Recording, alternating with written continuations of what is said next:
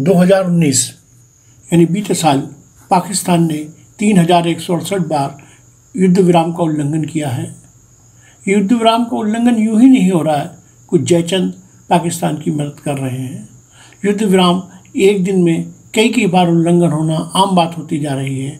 इन घटनाओं से साफ है कि पाकिस्तान युद्ध विराम समझौते को अपने रवैये से बाज नहीं आ रहा है। इतनी ही नहीं, गोलाबारी की आड़ में पाकिस्तानी सेना आतंकवादियों की घुसपैठ कराती रही है।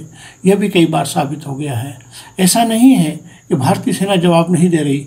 भारतीय सेना और सुरक्षा बलों की मुस्तैदी और जवाबी कार्रवाई में अपने सैनिकों और आतंकियों के मारे जाने के बाद भी पाकिस्तान का रवैया नहीं सुधर रहा है।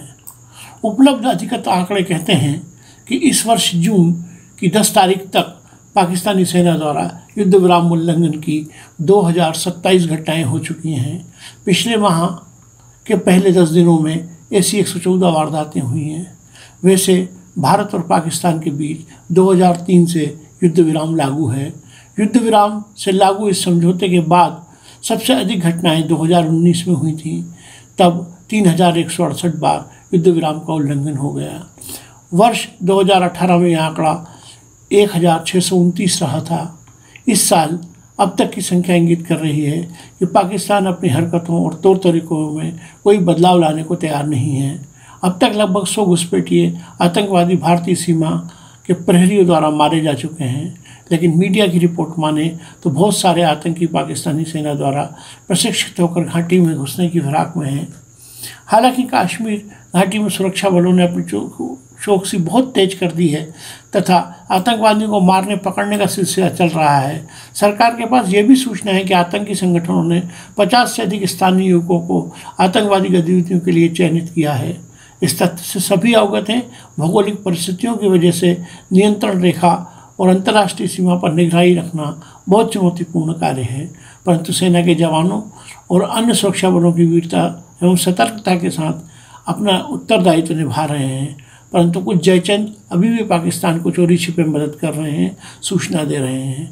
सीमा पर निरंतर चौकसी बढ़ाने और गोलाबारी का जवाब देने के साथ यह भी सोचा जाना चाहिए, आखिर कब तक पाकिस्तान की हरकतों को बर्दाश्त किया जाता रहेगा।